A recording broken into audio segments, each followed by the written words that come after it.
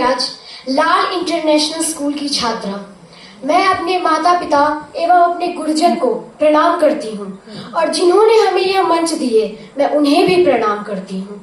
मैं बहुत भाग्यशाली हूँ कि मैंने राष्ट्रकवि रामधारी सिंह दिनकर के प्रांत में जन्म लिया है।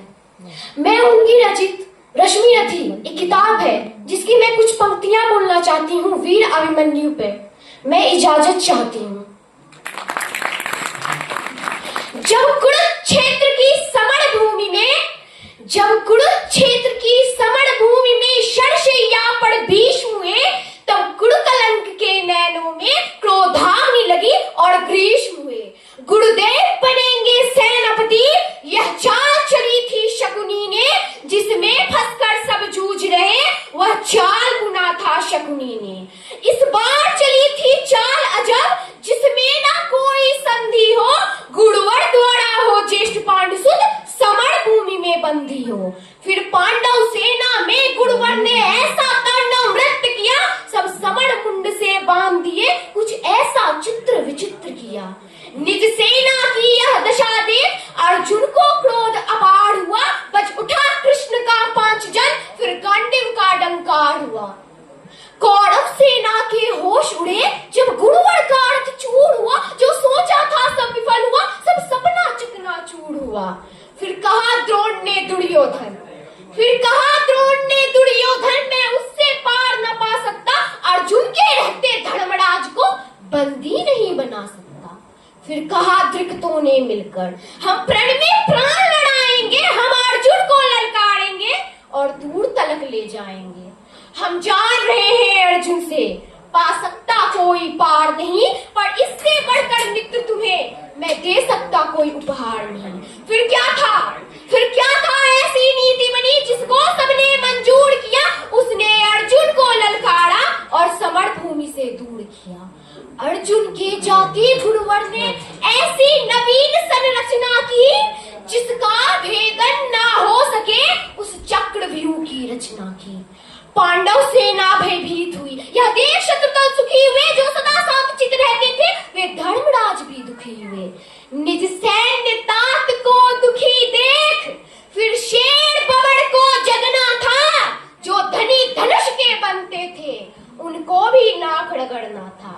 है उम्र 18 वर्ष मगर, है उम्र 18 वर्ष मगर, यह बड़ा धनुष का धन्नु है, सबने देखा कोई और नहीं, यह अर्जुन सुत अभिमन्यु है। मैं इसका भेदन कर दूंगा, या भेद कर में सुना हुआ, हे तात चिंता दूर करे, या सुन साहस 100 गुना हुआ। फिर अभिमन्यु के पीछे ही कुछ तेज चले, कुछ धीम चले, कुछ पैदल घोड़े रथ सवार ले गदा गदा धड़ भीम चले। फिर अभिमन्यु के पीछे ही कुछ तेज चले, कुछ धीम चले, कुछ पैदल घोड़े रथ सवार ले गदा गदा धड़ भीम चले। अभिमन्यु को ना रोक सका वह द्वार तीसरे पार गए, पर आज द्वार पे जद्र था, चारों भाई लाचार हुए।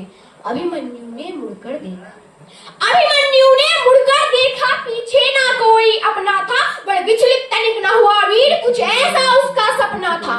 कोई एक भिड़ा, कोई दो संग, कोई ले झुंडों का झुंड चला, लाशों से पटने लगी धड़क, जब मुंड मुंड पर मुंड गिरा। दुर्योधन, दुशासन, अश्वत्थामा, विकर्ण, कृतवर्मा को मार गुड़दौड़ कर्ण को हरा दिया, फिर मारा शकुनी मामा को। वह कर्ण विराजो दुर्योधन के विजय लक्ष्य की आशा था, वह कर्ण विराजो दुर्योधन के अंतर मन की भाषा था। वह कर्ण विराजो 100 बाण चलाने वाला था, वह कर्ण विराजो दुर्योधन को विजय दिलाने वाला था। सबने देखा हांगना रथ सहित धड़ा पड़ पड़ा मिला, कुछ चेत हुआ तो भाग गया, वह दूर सभी को खड़ा मिला। या देख कुपित दुर्योधन ने एक साथ सबका नाम पुकारा है, सभी से साथ मिलकर मारो, यह आदेश हमारा है।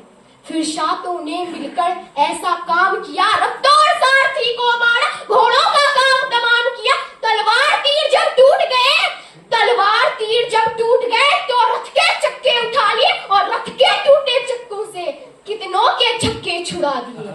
यह देख अधम दुशासन ने फिर सिर पर गदा प्रहार किया, गिर गया तभी धड़ा पर वीर, जब पीछे से उसने वार किया।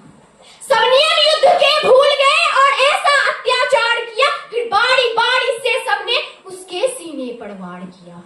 सब मायापति की लीला है, मैं कृष्ण लिखूं, घनश्याम लिखूं, कितनों को धूल चटाया है, कितने गुणों के नाम लिखूं, शब्दों में सहज सुशीलापन, अब कविता को विश्राम लिखूं, मैं उस बालक अभिमन्यु को अब अंतिम बार प्रणाम लिखूं, अब अंतिम बार प्रणाम लिखूं।